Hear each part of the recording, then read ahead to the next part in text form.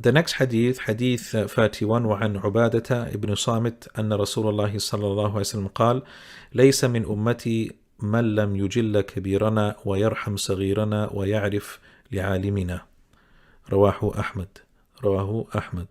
On the authority of Ubadah ibn Samit, that the Messenger of Allah sallallahu alaihi wasallam said, the one who does not honor our elderly and have mercy upon our young, and the one who doesn't know the rights of our alim, meaning our people of knowledge, then he is not from us.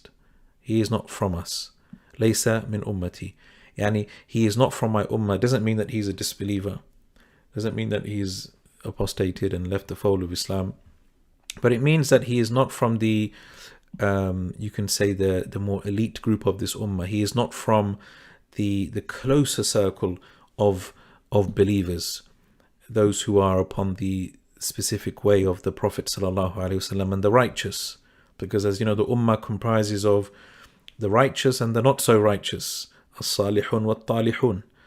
So as for the salihun, then they are from those who follow in the footsteps of the Prophet ﷺ and the righteous companions. They are the ones who honor the elderly and have mercy upon the young and know the rights of the scholars. And so, as you can see, the last part of the hadith is what relates to this chapter about honoring the ulama and the people of knowledge.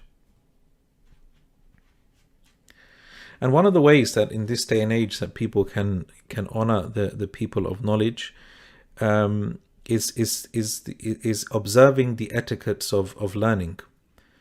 There was a genre of literature known as Adab al-Mufti Adab al-Ifta wal-Istifta, the etiquettes of not just giving fatwa, but the etiquettes of asking for fatwa. That's actually a discipline, right? There is an etiquette of asking for fatwa, which and these are maybe finer points that you find often people are oblivious to, or they're not completely aware of. So, things are discussed in those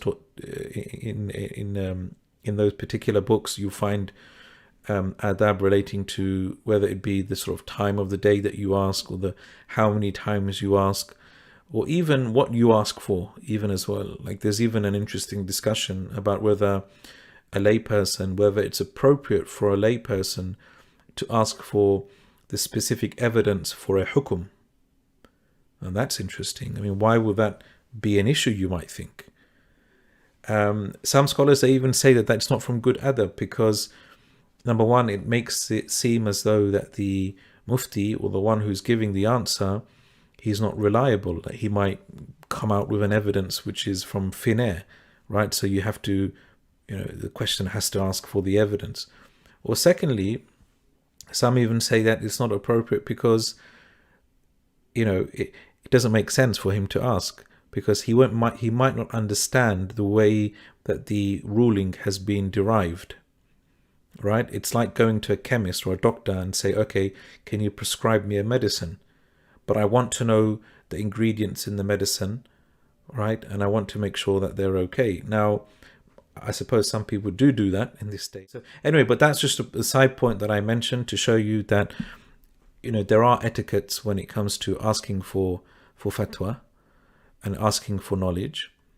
These are things that people should try and respect. Often, it's sad to say, but often what you find is that people of knowledge, they're seen as community services, right? That people just use and abuse. Okay, whether it be for finding out issues, right? And respect isn't given to them, or they'll call up in the middle of the night in really unsociable hours, not realizing that right, they're normal people as well, right? They have lives to live as well.